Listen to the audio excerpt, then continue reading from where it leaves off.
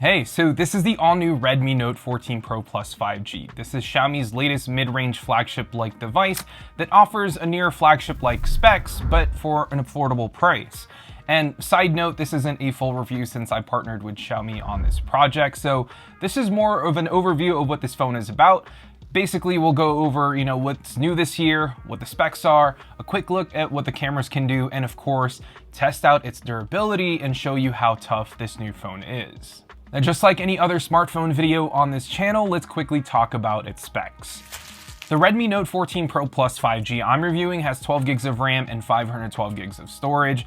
The processor inside is the Snapdragon 7S Gen 3, which is a pretty good processor for this price. I think if you have the 13 Pro Plus 5G from last year, you'll notice a difference when gaming. But again, we're not here to critique this device since this isn't a review. Now, this also packs a massive 5,110 mAh battery, so this thing is packing a huge battery compared to the other phones in this price range, and you can fast charge up to 120 watts wired, which is just bananas.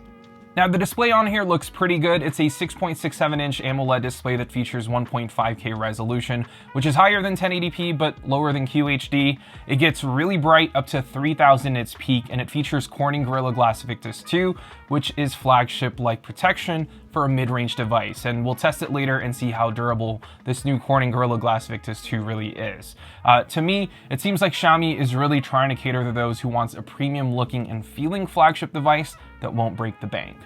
Now, besides the much improved display, we're also getting rather slim bezels, which again adds to the immersiveness of the display. And then when it comes to its design, I actually love how this new one looks compared to last year's phone. It's sleeker looking, and the camera module has now moved to the middle, and it houses 3 cameras, and we'll talk a little bit about these cameras shortly. Now, going back to its display real quick, I think for a non-flagship phone, the display looks really good here. It feels really snappy thanks to that 120Hz refresh rate and super high touch sampling rate.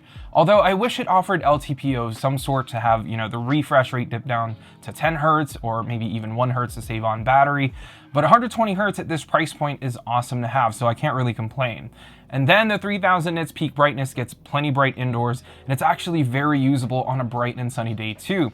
Although if you do have the screen brightness all the way up, this can run down your battery fairly quick, but nonetheless, the display is vibrant, it's bright enough for everyday use, and it's curved, which a lot of people seem to like.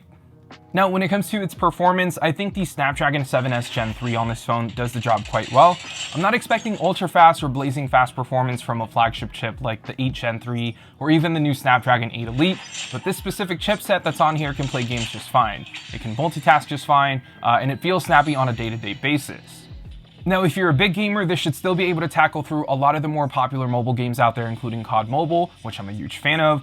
It'll be able to play Diablo Immortal just fine, Mobile Legends, and even Genshin Impact.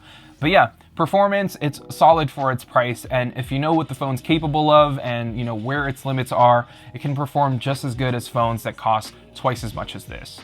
Now, in terms of battery life, I've had this phone for about 2 weeks now, and it's been pretty decent. I think on average I'm getting about 6.5 hours of screen on time during my testing. The fact that this phone supports up to 120 watts wired charging means that I can plug this phone while I'm getting ready to go out, and I'll be good to go shortly after. Now, what's awesome about this phone is that this can charge from 0% to 100% in about 20 minutes, which is just insane. And before we talk about the cameras on this phone, I wanted to showcase the durability of this new Redmi Note 14 Pro Plus 5G really quickly.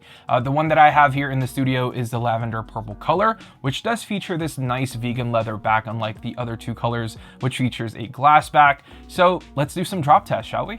Okay, so for this first one, we'll be dropping it from pocket height and on its back, just to see how it'll fare. I'm dropping this on concrete floor too, so let's see how it goes. Okay, so it looks like that survived without any dings or scratches, and the camera module looks fine too. Now, this next one is dropping it from pocket height as well, and it'll be from the front this time, just so we can test how durable this new Corning Gorilla Glass Victus 2 is. Okay, and as you guys can see, all is good up front, and just to test it out a few more times, I'll drop it from about the same height multiple times and see how it fares.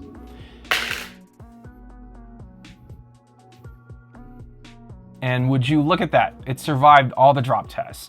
So needless to say, the Corning Gorilla Glass Victus 2 really worked here, and I'm glad that it didn't break the phone. Otherwise, I probably wouldn't be able to finish this video. And then we have the cameras. Now, Redmi devices, even in years past, were not really designed to have the best of the best cameras on a smartphone, so don't expect Xiaomi 14 Ultra quality on here. But what we do have here is a 200 megapixel main wide camera with an f1.65 aperture and OIS, an 8 megapixel ultra wide camera at f2.2, and a 2 megapixel macro camera at f2.4, and a 20 megapixel front-facing camera. Now, I don't know if you guys agree with me here, but I think OEMs just need to stop putting a 2 megapixel macro lens on a phone like this. If they can improve the ultra wide or even the main wide camera a little bit more, I'd much rather have a 2 lens system. But anyways, quality-wise, the main wide camera looks great with just the right amount of details in the shots, offering decent dynamic range, good color-accurate colors, and I'm actually surprised. For a phone that's not marketed as a camera-forward smartphone, it's actually producing some decent-looking photos that doesn't look over-processed or over-sharpened, which is a huge plus. And this is something we typically see at a more budget-centric price point too. Now, the ultra-wide camera looks to be decent as well with good amount of details and similar looking colors as the main wide camera. I do wish it was at least 12 megapixels, but I think the shots look fairly decent here though.